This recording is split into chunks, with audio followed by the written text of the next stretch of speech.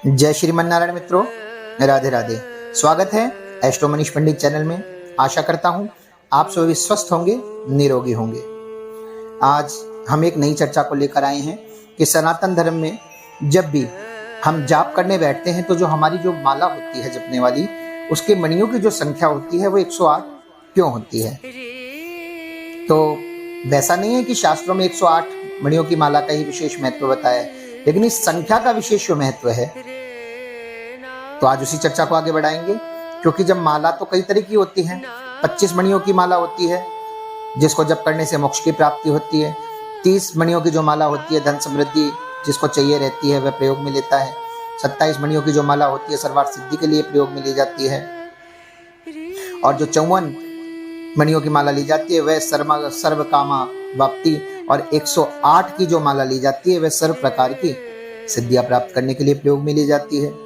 किंतु जब भी व्यक्ति अभिचार कर्म करने बैठता है, यानी कि जैसे आप समझ लीजिए द्वेषण कर्म हो गया, विद्वेषण कर्म हो गया, मारण प्रयोग हो गया, तंत्र क्रियाएं हो गई, और आप ये भी समझ सकते हैं वशीकरण के लिए जो मंत्रों का प्रयोग किया जाता है उसमें जो माला प्रयोग में ली जाती है वह 15 मणियों की होती है।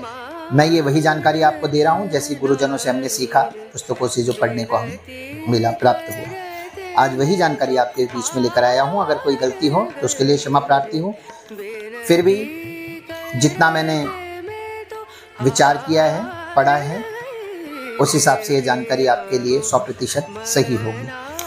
108 की संख्या का रहस्य क्या है, अब इस बात पर हम चर्चा करेंगे।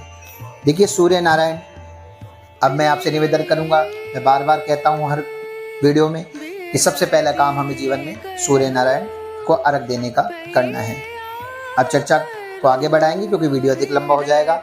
जो सूर्य नारायण होते हैं जब राशि भ्रमण करते हैं तो एक पूरा जब चक्र लगाते हैं तो वो चक्र कैसा हो जाता है, जैसे वृत्ताकार, और एक वृत्त में 360 अंश होते हैं। ये बात आप सब जानते हैं।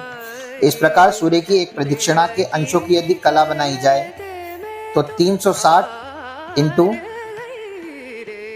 60 यानी 21,600 कला प्राप्त हुई हमें।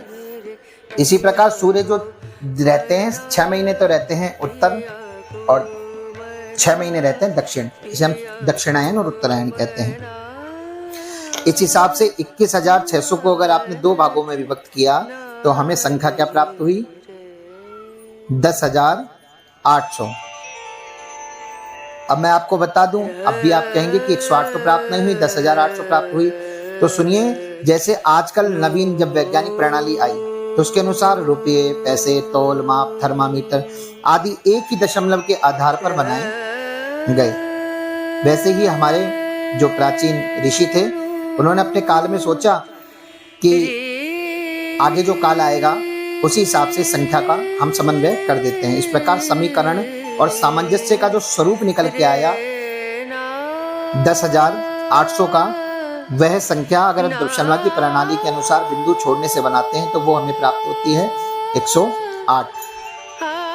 दूसरे प्रकार से भी समझ लीजिए, मैंने एक प्रकार तो आपको सूर्य की जो गणना थी उस हिसाब से बताया।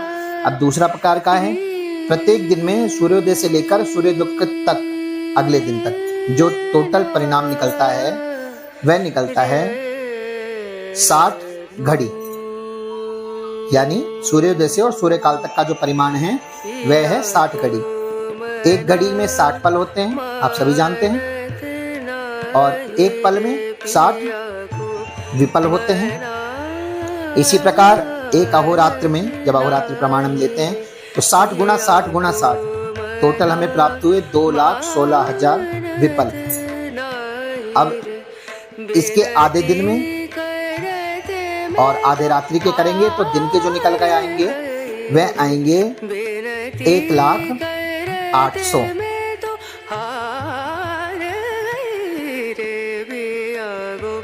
वह निकल कर आएंगे 1,08,000 और इतने ही रात्रि में। तो मैंने आपको बताया कि जो दशमलव की प्रणाली हटाने के कारण यहाँ भी हमें जो संख्या प्राप्त हुई वह हुई 108। तो यही कारण है जो हमारी मणियों की माला रहती है वो 108 होती है। देखिए आजकल नए बच्चों को ये जानकारी होनी चाहिए कि हम ऐसा क्यों कर रहे हैं, क्योंकि विशेष उनमें इच्छा होती है कि ऐसा ही क्यों भाई, 108 की जगह 116 क्यों नहीं, 125 क्यों नहीं। तो ये जानकारी जो मैंने पढ़ी थी आपके सामने रखी है। अगर कोई त्रुटि हो तो क्षमा प्रार्थी, और वीडियो अच्छी लगी हो तो चैनल को सब्सक्राइब कर दीजिए, वीडियो को शेयर कर दीजिए, लाइक कर दीजिए। जय श्रीमन नारायण। राधे राधे मित्रों।